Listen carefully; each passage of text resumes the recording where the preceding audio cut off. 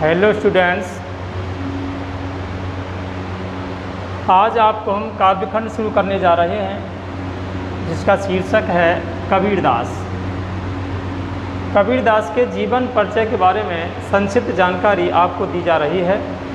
यह आपके सिलेबस में है और NCERT के अनुसार ये आपके 11th क्लास कंपलसरी हिंदी में पहला ही टॉपिक है। इसके 2 पद दिए गए हैं। तो हम सबसे पहले कबीरदास के जीवन परिचय के बारे में चर्चा कर लेते हैं।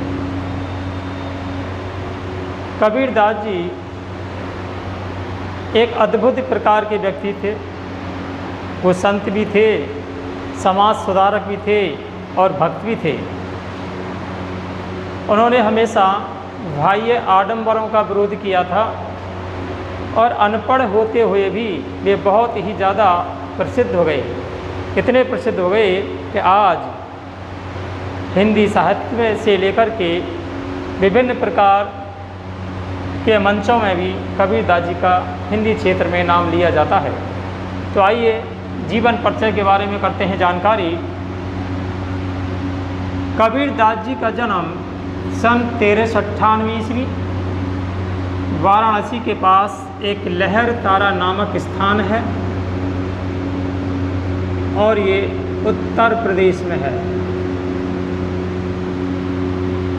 जन्म 1398 ईस्वी में वाराणसी एक जिला है उत्तर प्रदेश का, उसके पास में लहर तारा नामक एक स्थान है, वहाँ पर हुआ था ऐसा माना जाता है।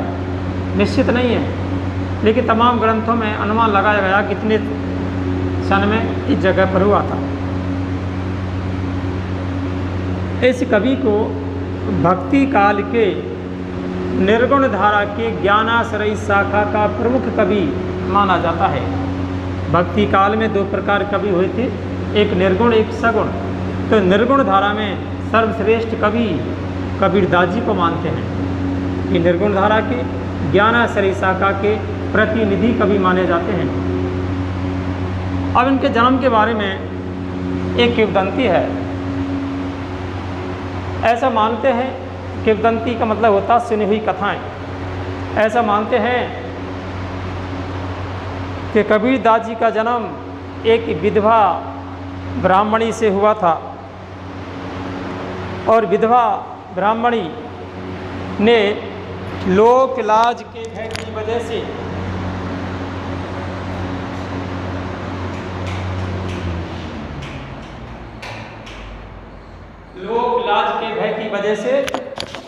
इसे जन्म देते ही त्याग दिया था। जन्म देते त्याग दिया था और इसको ऐसा कुछ विद्वान मानते हैं इसी लहर तारा तालाब इसको छोड़ दिया गया था। उधर क्या होता है, एक निसंतान दंपत्ति जिनका नाम था नीरू और नीमा, वो आ रहे थे और इन्होंने से बच्चे की आवाज़ सुनी तो बच्चे को उठा लिया गया। बड़े प्रसन्न हुए। उनका नाम था नीरू और नीमा। इनकी जाति जुलाहा थी, अर्थात इस कबीरदास जी का लालन पालन करने वाले नीरू और नीमा नाम एक दंपत्ति थे। उन्होंने इनका लालन पालन किया था। कुछ बड़े हुए, देशाटन भी किया था, देश में भ्रमण किया था और सबसे बड़ी बात है कि इन्होंने किताबी ज्ञान को छोड़ करके आँखों देखा सत्य और सत्संग और अनुभव से ज्ञान प्राप्त किया था। इनके जितने भी आप दोहा चौपाई जो भी पद सुनेंगे सब इनके आँखों देखे थे। इन्होंने ऐसा महसूस किया था कि दुनिया में ऐसा भी हो रहा है। बड़े होने के बाद किताबों में, ग्रंथों में प्रसंग दिया गया है। इनके पुत्र का नाम था कमाल और पुत्री नाम था कमाली। इससे स्पष्ट होता है कि कबीरदास भी कैसे थे, विवाहित थे, अर्थात ये भी सामाजिक व्यक्ति थे। सामाजिक व्यक्ति होते हुए इनको बहुत बड़ा ज्ञान था, ऐसा ज्ञान था जो बड़े बड़े मुनि महात्माओं को होता है। इनके गुरु का नाम था रामानंद जी। उस समय के सबसे प्रसिद्ध गुरु थे कबीरदास जी। स्वयं अनपढ़ थे, पढ़े लिखे नहीं थे। इनको जो ज्ञान हुआ था वो हुआ था देशाटन से।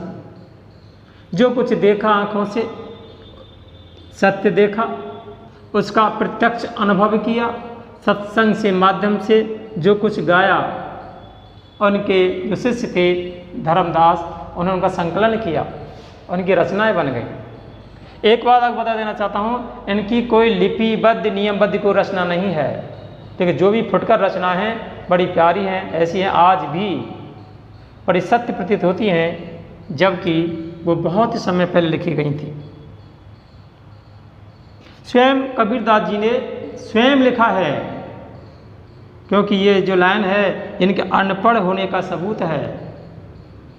क्या लिखा सुने, मसी कागज छुओ नहीं, कलम गही नहीं हाथ। इसका मतलब है मसी कहते हैं स्याही को, कागज को छुओ नहीं, अर्थात कबीरदास जी ने अपने जीवन में ना तो स्याही न कागज से हाथ लगाया, कलम गही नहीं हाथ, और ना ही हाथ में कलम ली। इसे सिद्ध हो रहा है कि कबीरदास जी कैसे थे, अनपढ़ थे।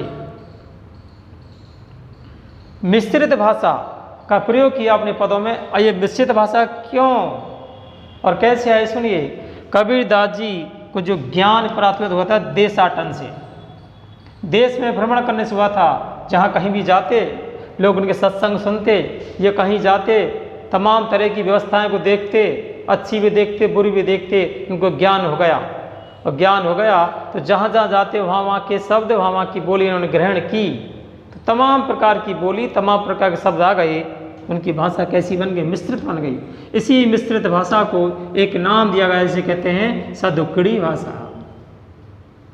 तो कबीरदास जी की भाषा क्या होती है, सदुक्कड़ी। इस मिश्रित भाषा में तत्सम शब्दों का भी प्रयोग मिलेगा, तद्भव का भी प्रयोग मिलेगा, और देशज शब्दों की तो बहुत भरमार मिलेगी, क्योंकि सभी प्रकार के शब्द कबीरदास जी लिखे थे।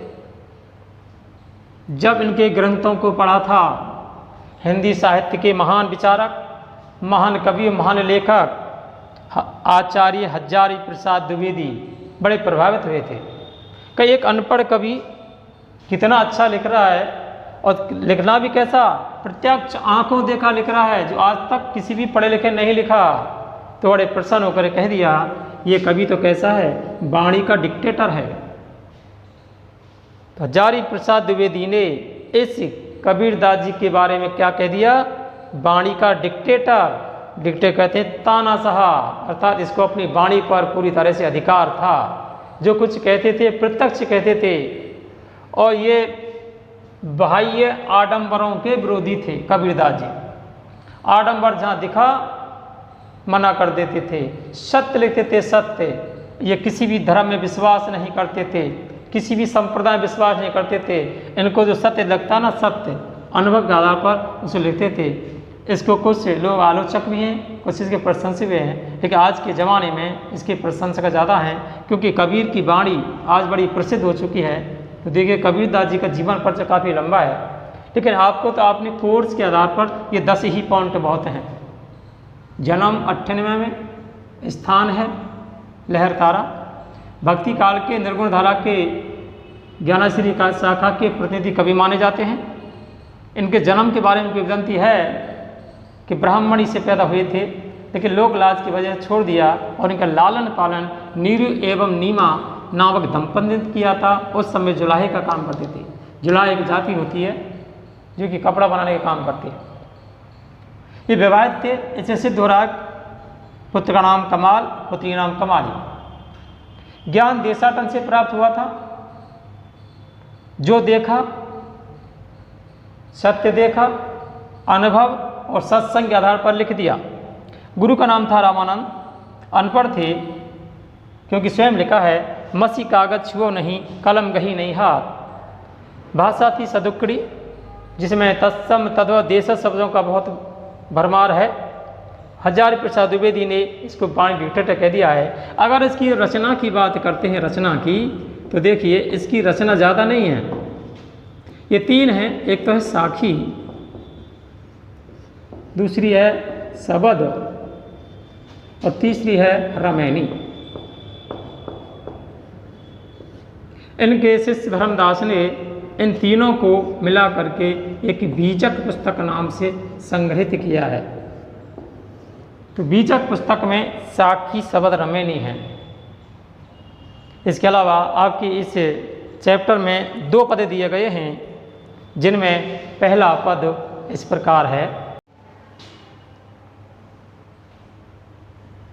कबीरदास जी के परिचय के बाद उनका पद नंबर 1 करा देते हैं। जो ये पद है कबीरदास जी का, ये भी हमारी मिश्रित भाषा में लिखा गया है, सदुक्कड़ी भाषा से कह सकते हैं। इस पद में कबीरदास जी ने एक ही प्यारी बात बताई है कि ईश्वर एक है, उस परम पिता परमात्मा की सत्ता एक ही है, वही हम सब में विराजमान है, प्रत्येक कण कण में उसी भगवान प्रभु की सत्ता विराजमान है, उसके अलावा और कुछ है ही नहीं। लेकिन व्यक्ति फिर भी मोह माया में फंसता चला जाता है और उस प्रभु अर्थात परम पिता परमात्मा को नहीं पहचान पाता है। ये इस 8-7 पंक्ति में आपको यही बात दिखाई देगी। और देखो अर्थ व्याख्या सहित, हम तो एक एक करी जाना। कबीरदास जी स्वयं कहते हैं कि मैं, देखो हम आया है यहाँ पर, हम आया है, ये कबीर ने स्वयं कहा है अपने बारे में, लेकिन बहुवचन बना दिया है कि हम तो एक एक कर जाना, कि मैं तो भगवान को केवल एक ही मानता हूँ, अर्थात मैं भगवान को एक ही मानता हूँ। और कवि के अनुसार भगवान केवल एक ही है। एक एक कर जाना कि मैं तो केवल ईश्वर को एक ही मानता हूँ। लेकिन कुछ लोग क्या करते हैं, 2 मान लेते हैं, 3 मान लेते हैं, अनेक अनेक मान लेते हैं। तो कबीरदास जी ने ऐसे ही व्यक्ति जो भ्रम में हैं, इस संसार में आकर के लोभ मोह माया में से ग्रसित हो चुके हैं, उनके बारे में ये पद लिखा है। हम तो एक एक कर जाना, कबीरदास जी का मानना है कि मैं तो केवल ईश्वर को एक ही मानता हूँ, वही सब कुछ है, वही एक ही है जो कुछ है। दोई कहे तिनई को, 2 जग जिन नाहिन पहचाना, कि जो कोई व्यक्ति दोई कहे उसको 2 बताता है, तिनई को वे व्यक्ति उनको 2 जग मानते हैं, जिन नाहिन पहचाना। कबीरदास जी कहते हैं कि जो व्यक्ति ईश्वर को एक नहीं मानते, 2 मानते हैं, अर्थात वो 2 जग, स्वर्ग और नरक, नरक कहते हैं 2 जग को, कुछ मानते हैं स्वर्ग, कुछ नरक परमात्मा के बारे में। ये कबीरदास जी मानना है कि जो व्यक्ति उसको 2 मानता है, स्वर्ग मानता है, नरक मानता है, आत्मा मानता है, परमात्मा मानता है, जिन नहीं पहचाना, अर्थात ऐसे व्यक्ति जो भ्रम में रहते हैं, जो 2 मानते हैं, वे कभी भी स्वर्ग और नरक के बारे में अर्थात ईश्वर के बारे में पहचान नहीं कर सकते। यहाँ 2 जग का मतलब होता है नरक।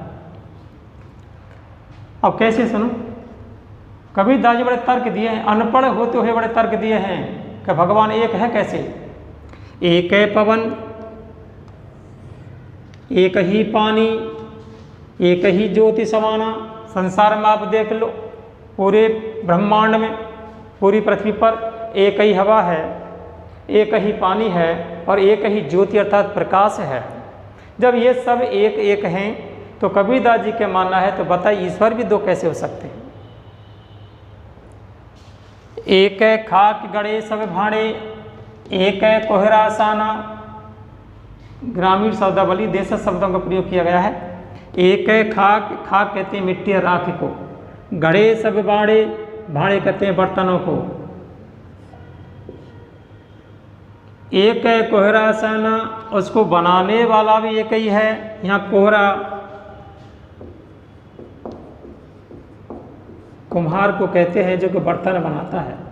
आपको पता है कुम्हार मिट्टी के बर्तन बनाता है, तो कबीरदास जी वही बात लिखी है कि वो तो मिट्टी के बर्तन बनाता है, एक हमको बनाने वाला भी तो कोई है, अर्थात कौन है, वही परम पिता है, वही एक है।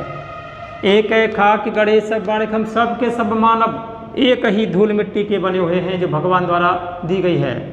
एक है कोहरा साना, उस मिट्टी को एक ही कुम्हार ने सान सान करके मिला मिला करके बनाया है। तो देखो कबीरदास बड़ा उदाहरण दिया है कि जब भगवान एक है, क्योंकि ये पानी पवन ज्योति और मनुष्य द्वारा मनुष्य जो जिन निर्मित होता है तत्व उनका बनाने वाला एक है। तो जो लोग ये कहते हैं ना कि दो जग, वो इस भगवान के बारे में जानकारी रखते ही नहीं है। अगला देखो, अब कवि ने यह एक उदाहरण भी दिया है कि एक कैसे, एक ही है, उसको दो हम नहीं मान सकते। क्यों नहीं मान सकते? देखो बड़ा प्यारा उदाहरण दिया कबीरदास जी ने। जैसे बाड़ी काट ही काटे, कि जिस प्रकार बढ़ई लकड़ी काम करने वाला काट ही काटे, काट लकड़ी को काटता है, अग्नि ना काटे कोई, लेकिन उसमें जो व्याप्त अग्नि रहती है, जो अदृश्य होती है, उसको कोई भी आरी कोई बड़े काट नहीं सकता। लकड़ी को तो काट देते हैं, लेकिन उसमें व्याप्त अग्नि को कोई भी काट नहीं सकता। ऐसे कबीरदास जी कहते हैं कि भगवान के बारे में, भगवान का तत्व, भगवान की आत्मा, परमात्मा क्या, उसके बारे में ज़्यादा से ज़्यादा जानकारी कोई नहीं कर सकता। आगे देखिए, सब घट, घट माने हृदय, अंतर माने भीतर, तू ही व्यापक। लिखा कबीरदास जी, हे भगवान, प्रत्येक व्यक्ति के हृदय में, प्रत्येक व्यक्ति के हृदय के अंतर तू है, तू ही विराजमान है। धरे स्वरूप सोही, और आप उसी के आधार पर रूप धारण कर लेते हैं। माया देख के जगत लुभाना, काहे रे नर गरबाना। और कबीरदास जी ने इस पंक्ति में उपदेश दिया है लोगों को कि हे मनुष्यों, आप माया देख के, इस संसार सागर की माया को देख करके जगत लुभाना, इस संसार के लोभ में क्यों पड़े हुए हो? काहे नर गर्वाना, और आप क्यों गर्व करते हो? ये संसार की माया है, ये लोभ है, जहाँ से आए वहीं चले जाएंगे। तो कबीरदास जी ने यहाँ पर संबोधन किया है कि हे अज्ञानी मनुष्यों, इस संसार की माया में रूप में फंस करके आप गर्व क्यों करते हो? निर्भय भया कछु नहीं व्यापे, काहे कबीर दीवाना। और कबीर ने लास्ट अपने बारे में कही है कि मैं तो निर्भय हो गया, मुझे कोई डर नहीं है, क्योंकि भगवान का उसको ज्ञान हो गया है, बड़ा निर्भय है। निर्भय भया कछु नहीं व्यापे, कहे कबीर दीवाना। लिखा कबीर ने दीवाना होकर, मस्त होकर के, कि मैं बड़ा मस्त हूँ, मुझे कोई डर है नहीं, क्योंकि मुझे संसार की लोभ मोह माया ग्रसित कर ही नहीं सकती, इसलिए निर्भय हूँ मैं, इसलिए मुझे कोई भी कष्ट आप यहाँ पर व्याप नहीं सकते। तो कबीरदास जी ने अपने इस पद में बड़ा संकेत दिया है कि भगवान एक है, अलग अलग स्वरूप हैं, भगवान की सत्ता को अलग नहीं कर सकता। चाहे दो व्यक्ति उनको अलग अलग मानते हैं, इसका मतलब उनको ज्ञान नहीं है। अब देखिए, इस पद में कुछ शब्द ऐसे आए हैं, तुकांत हैं, कुछ ऐसे हैं जो आपकी समझ से बाहर हैं। मैं उनके अर्थ में आपको बता देता हूँ, कैसे सुनो। अब बात कर लेते हैं यहाँ पर शब्दों की और भाषा की। भाषा की बात है, हम तो एक एक कर जाना, एक एक दो बार आया है। जहाँ पर कोई शब्द की आवृत्ति हो तो वहाँ पर हमारा क्या होता है? यमक अलंकार होता है। तो इस पहली पंक्ति में हमारा यमक अलंकार है। यहाँ पर एक तो संख्या के लिए है और एक शब्द किसी परमात्मा के लिए है। अगला देखिए, दो जग कहते हैं नरक को, ना ही नहीं पहचाना आप ठीक। उदाहरण दिया है, एक के पवन एक ही पानी, एक है ज्योति समाना, एक है खाक गड़े सब भांडे, एक है कोहरा साना, भांडे शब्द देशज है। जैसे बाड़ी काष्ट ही काटे, काष्ट ये शब्द कैसा हमारा? तत्सम है। इसको क्या कहते हैं? लकड़ी कहते हैं। जैसे बाड़ी काटी काटे अगर न काटे कोई, इन पंक्तियों में कवि ने क्या दिया है? उदाहरण दे दिया है। तो यहाँ पर क्या हो जाएगा? हमारा उदाहरण अलंकार हो जाएगा। सबगट अंतर तू ही व्यापक धरे स्वरूप से ही, स्वरूप कहते रूप कि प्रत्येक व्यक्ति हृदय में तू ही तू रहता है और उसे आधार को धारण कर लेता है। माया, आप जानते हो ये संसार सागर की माया है जो भ्रम में डाल देती है। तो कबीर जी ने कहा कि व्यक्तियों, यहाँ पर इस पंक्ति में कवि ने क्या किया? संबोधन किया है। संबोधन किया है, मैं शिक्षा दी है, किसी को बुलाया पुकारा है, कुछ कहा है। कबीरदास स्वयं बताते मैं निर्भय हो गया हूँ कि मुझे संसार की माया लो मुझको मतलब नहीं है, मैं निर्भय हो गया हूँ, बड़ा मस्त हूँ, और मस्त होकर के मुझ पर ये संसार सागर जो माया, इसका कोई प्रभाव नहीं पड़ सकता है। अब आप देखिए, ऐसे पदों की आपको व्याख्या करनी पड़ती है। व्याख्या में आपको ये पद कहाँ से लिया गया है और किसने लिखा वो लिखना पड़ता है। इसके बाद में हम इसका बड़ा चढ़ा करके व्याख्या लिख देते हैं, जैसी हमारी भाषा है उसके आधार पर। इसके बाद लिखते हैं विशेष तथ्य, जिन्हें कहते हैं व्याकरण का ज्ञान। मैंने आपको थोड़ा थोड़ा बता दिया है। पहली पंक्ति में यमक अलंकार है, इन दोनों पंक्तियों में उद्धार अलंकार है, और इसमें लास्ट में क्या संबोधन शैली का प्रयोग किया गया है। और भाषा की बात करते हैं तो पूरे पद की भाषा कौन सी लिखाई मैंने आपको परिचय में, सदुक्कड़ी भाषा है, जिसे मिश्रित भाषा कहते हैं। तो निष्कर्ष में हम कह सकते हैं कि कबीरदास जी के इस पद के आधार पर भगवान का स्वरूप एक ही है, उस परम पिता परमात्मा की सत्ता एक ही है। कोई व्यक्ति सत्ता को दो नहीं बता सकता, उसको अलग नहीं कर सकता। और भगवान का रूप स्वरूप प्रभाव कैसा है उसको कोई नहीं जानता। उदाहरण दिया कवि ने कि अग्नि और लकड़ी को तो काट देते हैं, लेकिन उसमें व्याप्त अग्नि को पृथक नहीं कर सकते। संकेत दिया कबीरदास जी ने, कई व्यक्तियों जो आपको पता है कि भगवान एक है, वही कण कण में विराजमान है, तो आप इस संसार की माया में क्यों फंसे हो, संसार की माया से क्यों भ्रमित हो, इससे दूर हो जाइए। जब आप दूर हो जाएंगे ना तो कबीरदास जी कहते हैं आपका गर्व भी खत्म हो जाए, गर्व करना ही बेकार है। आप निर्भय हो जाएंगे, मस्त हो जाएंगे, और मस्त होकर के आप भगवान की भक्ति में लीन हो जाएंगे। तब आपको मोह माया से आप निर्भय हो जाएंगे, आपका वो कुछ नहीं बिगाड़ सकते। तो कबीरदास जी कहने मतलब है कि ईश्वर की सत्ता एक ही है। जो व्यक्ति ईश्वरी सत्ता को भिन्न भिन्न मानते हैं वो उसकी सत्ता के बारे में जानते नहीं हैं, वो अज्ञानी हैं। इसलिए कबीरदास जी का मानना है कि हमें ईश्वर पर विश्वास करना है, उसकी परम पिता परमात्मा की सत्ता को इसको मानना है, और संसार में आकर के हमें लोभ मोह माया में नहीं प्रवेश करना है, उनसे भ्रमित नहीं होना है, बड़ा मस्त रहना है। और भगवान की पूजा पाठ जो भी आपके बने, अर्थात हमें पानी ज्योति पवन एक है, तो भगवान की सत्ता भी एक स्वीकार करके जीवन की जिंदगी जीनी है। आज का ये पद यहीं समाप्त होता है। अगले वीडियो में आपको सेकंड पद के बारे में बता दिया जाएगा।